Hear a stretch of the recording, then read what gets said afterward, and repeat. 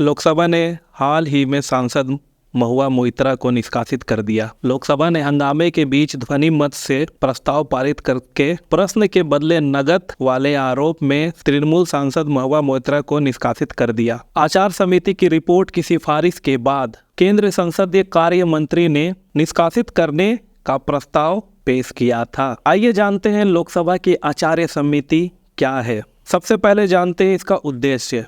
यह सदस्यों के नैतिक और आचार संबंधी आचरण की देखरेख करता है और इससे संबंधित कदाचार के मामलों की जांच करता है। इसका इतिहास क्या है? 1996 में दिल्ली में आयोजित पीठासीन अधिकारियों के सम्मेलन में पहली बार दोनों सदनों के लिए नैतिकता पैनल पर विचार किया गया। आपको बता दें कि राज्यसभा और लोकसभा के लिए अलग अलग आचार समिति है। तत्कालीन उपराष्ट्रपति और राज्यसभा सभापति के.आर. नारायणन ने 1997 में उच्च सदन यानी राज्यसभा की आचार समिति का गठन किया। लोकसभा के मामले में सदन की विशेषाधिकार समिति के एक अध्ययन समूह ने 1997 में एक आचार समिति के गठन की सिफारिश की, लेकिन इसे लोकसभा द्वारा स्वीकार नहीं किया जा सका। फिर 13वीं लोकसभा के दौरान विशेषाधिकार समिति ने एक आचार समिति के गठन की सिफारिश की। दिवंगत लोकसभा अध्यक्ष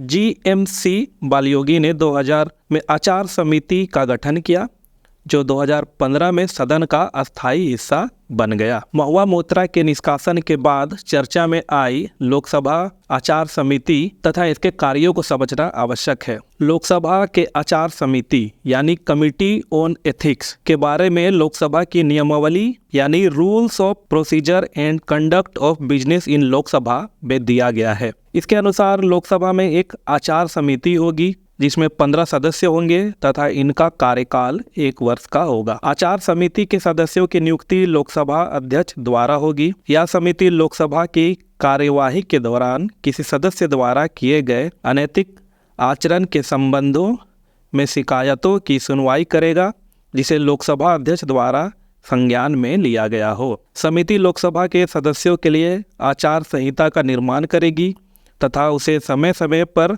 इसमें संशोधन एवं बदलाव करने का अधिकार होगा। इस समिति के लिए निर्दिष्ट किसी शिकायत पर प्राथमिक जांच होगी। जांच पूरी होने के बाद समिति द्वारा की गई सिफारिशों यानी रिकमेंडेशन को एक रिपोर्ट के तौर पर लोकसभा अध्यक्ष के समक्ष प्रस्तुत किया जाएगा। लोकसभा अध्यक्ष इस रिपोर्ट को सदन के पटल पर रखने की अनुमति देगा, जिसके बाद इस पर सदस्यों द्वारा चर्चा या सवाल जवाब किया जाएगा। इस प्रकार की चर्चा आधे घंटे से अधिक की नहीं होगी। चर्चा के बाद सदस्यों की सहमति या असहमति के आधार पर प्रस्ताव को पारित किया जाएगा। आपको यह जानकारी कैसे लगी हमें कमेंट करके बताएं और हमारे इस वीडियो को लाइक शेयर जरूर करें। और इस तरह की और भी अधिक जानकारी के लिए हमारे चैनल लोकतंत्र 19 को सब्सक्राइब करें। धन्यवाद। जोहार।